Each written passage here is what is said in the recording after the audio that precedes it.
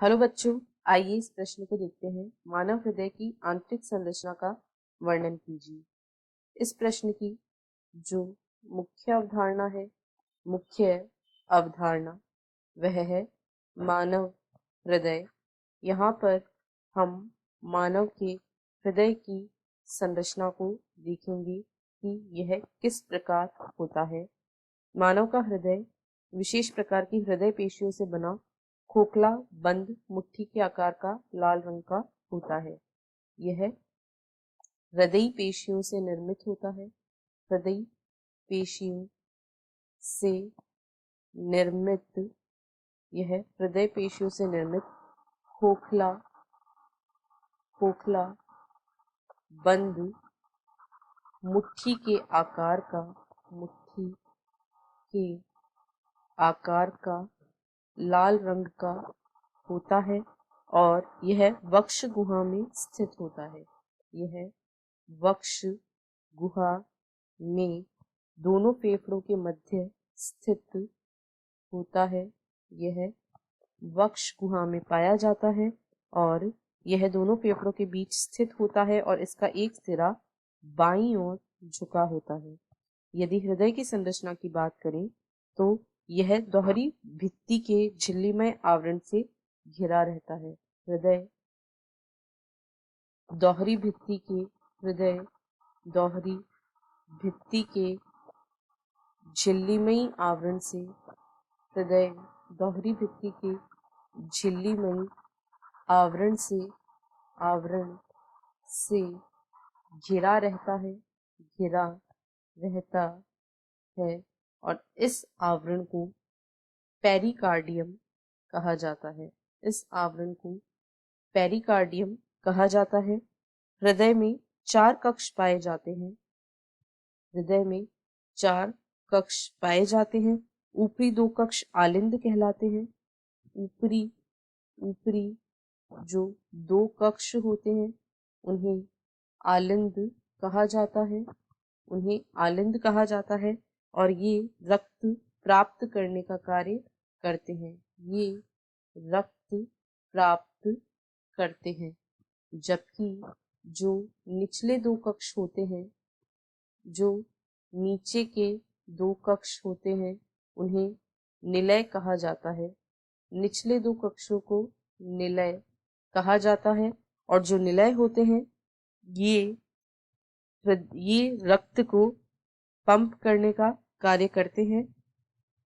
ये रक्त को पंप करते हैं और शरीर के सभी अंगों तक पहुंचाते हैं। ये रक्त को पंप करते हैं। आलिंदों की भित्तियां अपेक्षाकृत पतली होती हैं, जबकि निलयों की भित्तियां मोटी होती हैं। दोनों आलिंद एक पट द्वारा विभाजित होते हैं जिसे अंतर आलिंद पट कहते हैं। आलिंद अंतर आलिंद पट द्वारा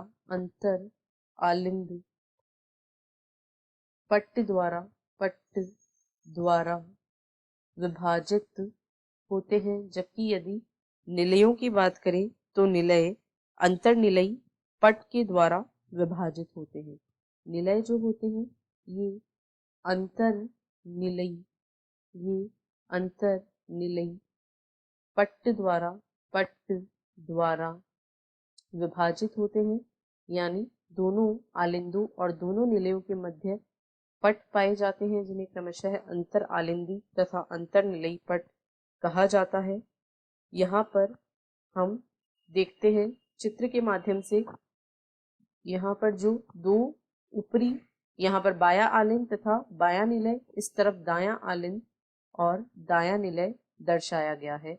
अब यदि हम और अधिक इसकी संरचना को देखें तो जो बायां आलिंद होता है, यहाँ पर यदि हम इसकी संरचना को और अधिक देखें तो जो बायां आलिंद होता है, बायां आलिंद वह बाएं निलय में खुलता है।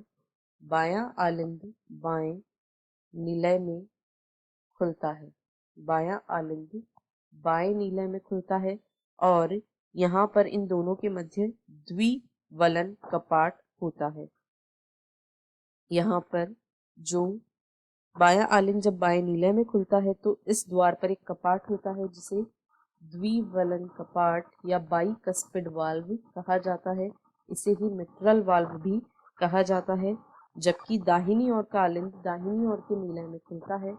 दायां आलिंद जो होता है वह दाएं निलय में खुलता है। दायां आलिंद दाएं निलय में खुलता है और यहाँ पर जो कपाट पाए जाते हैं उन्हें त्रिवलनी कपाट कहा जाता है। उन्हें त्रिवलनी कपाट कहा जाता है और ये रक्त के उल्टे प्रवाह को रोकने का कार्य करते हैं। ये आलिंद से निलय में रक्त को जाने देते हैं परंतु निलय से वापस रक्त को आने नहीं देते हैं।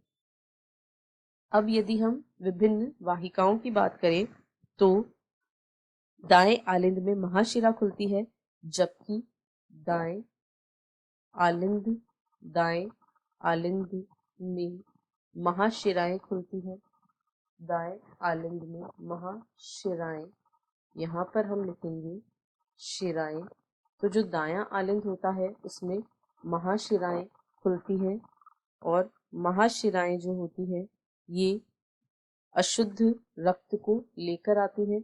ये शरीर से अशुद्ध रुधिर को हृदय तक लाती हैं।